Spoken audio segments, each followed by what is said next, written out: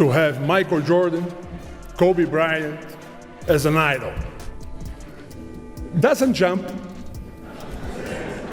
and play the best of everybody else. He's here.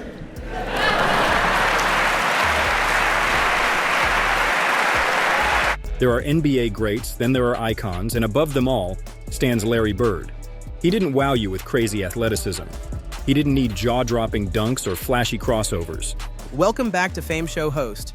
Today we've got an electrifying deep dive into the secret fear NBA legends had about Larry Bird. That's right, folks. While other superstars dazzled with athletic feats, Bird terrorized opponents with nothing but his mind, his confidence, and his ruthless precision. We've gathered stories straight from the Hall of Fame itself. Magic Johnson, Gary Payton, ML Carr, John Salley, Dominique Wilkins, Shawn Kemp, Kobe Bryant, Michael Jordan, Oscar Schmidt, Robert Parrish, and more. All sharing the moments they first realized. Larry Bird was on another level. Let's get into it. Pure basketball genius, Larry Bird didn't need jaw-dropping dunks or lightning-fast crossovers. What he had was something far more dangerous, pure basketball genius. He played like a chess master, always 2 moves ahead of everyone else. Game-winning shots, cold no-look passes, dead-on trash talk mid-play, and still buckets. That quote alone tells you Bird's game was built on results, not hype. And the results? 3 NBA championships, 3 MVPs, and a legacy that turned fear into respect among his peers. Magic's first glimpse. Before Larry dominated the pros, he already had legends shaking in their sneakers. Magic Johnson recalls the very first time he faced Bird in college. That boy, he can play, man. I saw this dude eat Jack Givens up. He was player of the year that year. Kentucky, right? Yeah, from Kentucky. And Larry Bird was just slicing and dicing him. And I said, oh. Yeah. And so that was my first time seeing him. And then to be out on the court with him in college for that national championship game. And then, of course, what happened in the NBA. But I would say that we got a chance to change the league. I saw this dude eat Jack, player of the year from Kentucky, and Bird was just slicing and dicing them. And I said, oh, Magic wasn't joking. He'd already established himself as one of the most gifted players in the country, but Bird's methodical, calculated style stopped him cold. Magic knew instantly this wasn't just another opponent. Rivalry revives the NBA. When Bird landed in Boston and Magic in Los Angeles, the NBA was floundering. Empty seats, poor TV ratings, even finals airing on tape delay. But then their rivalry exploded, turning the league into must-see TV. 2 legends, 2 iconic franchises, 2 distinct styles clashing on the biggest stage year after year. They raised the bar, dragging the NBA from near oblivion into a global powerhouse. And it all started with Bird's cinematic precision and Magic's flair. Payton's warning: when a defensive assassin like Gary Payton, the glove, talks, you listen. Payton says Bird's name doesn't get enough love in the GOAT conversation. Let me tell you something. People always talk about great basketball players, and they don't never mention him to be up in that round when they made the Magics, the Jordans, the Kobes, and stuff like that. People talk about Magic, Jordan, Kobe, but Larry Bird was cold.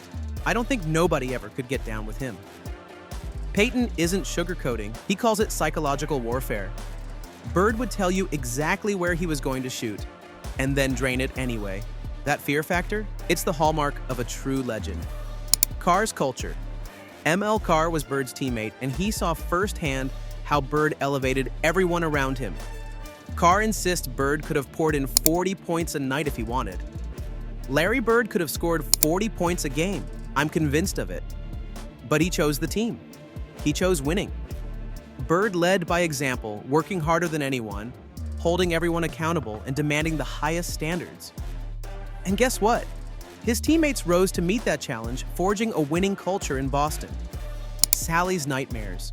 John Salley, a defensive stalwart, still gets chills thinking about guarding Bird. When asked to choose prime Bird or prime LeBron, Sally's answer was instant. Larry Bird in his prime. That's a quick answer. I know I have nightmares.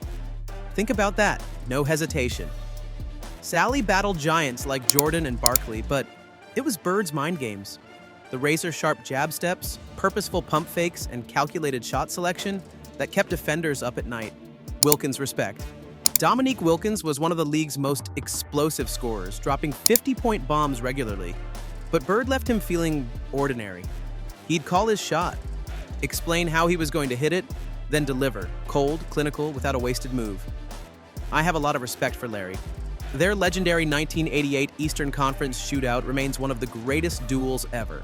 Wilkins could fly, but Bird's ruthless execution grounded even the human highlight film. And so we had a mutual respect. I mean, I have a lot of respect for Larry.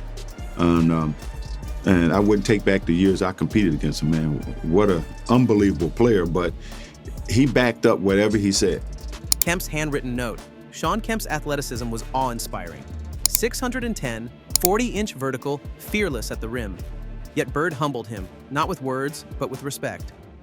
I guarded his ass so tough that after the game he sent me a handwritten letter. Nobody's ever played defense on me like that. I appreciate it. Come work out with me at All-Star Weekend. Imagine giving everything you've got for 48 minutes only to have Bird send you a thank you note afterward. That's next-level gamesmanship and pure psychological warfare. Kobe's study. Kobe Bryant grew up idolizing Magic, hating Bird, because he was a Laker fan through and through. But as he dissected film, he couldn't deny Bird's mastery. I couldn't stand the Celtics, but I admired them. The accomplishments, the love they brought to the game. Kobe studied Bird frame by frame, learning that greatness wasn't about flash. It was about substance. And coming from the Black Mamba, that respect means everything. Jordan's chase. Michael Jordan never chased shadows, he chased champions. Early in his career, he made it personal to beat Bird. I wanted to prove to Magic, Larry, George, everybody that I deserved to be on this level. By 1998, having conquered 6 titles, he still greeted Bird with a playful jab. Enjoy yourself, dog. Work on that golf game of yours. That banter was pure respect. MJ acknowledging that his own legend rose on the challenge Bird presented. Oscar's idol. Oscar Schmidt never played in the NBA, but internationally he racked up over 49,000 points. When asked who his idol was, he didn't hesitate. My idol? Larry Bird, the best player ever in my opinion. To Oscar, greatness wasn't dunk contests or high-flying theatrics. It was results, will, and execution. And Bird embodied that perfect combination. Parrish's praise, Robert Parrish, the Chief, anchored Boston's dynasty alongside Bird. He saw the fire behind the calm facade. He's your Magic, your Kareem, a franchise-changing player. He led by example, never the loudest, but always showing up when it mattered. Parrish knew Bird's leadership wasn't about speeches. It was about performance, arriving early, working harder, and lifting everyone's game. So, there you have it. Tales from 10 legends who feared Larry Bird in different ways. From college nights with Magic, to Eastern Conference showdowns with Wilkins and Kemp, to Kobe and Jordan chasing his respect, Bird's blend of IQ, grit, and execution struck terror into hearts, but earned unwavering reverence. When legends talk about legends, Larry Bird's name always comes up. He didn't just play basketball, he defined it. He didn't beat you with athleticism, he beat you with his mind. He didn't just win, he demanded respect, fear, and above all else, excellence. Thanks for joining us on this epic journey through Bird's legacy. If you loved reliving these stories and want more insider tales from basketball's biggest icons, smash that like button, hit subscribe, and ring the bell so you never miss the latest from Fameshow host. Until next time, keep loving the game. And remember, legends aren't just born, they're built shot by shot, mind game by mind game. See you on the court. Please like and subscribe for the latest entertainment and celebrity news.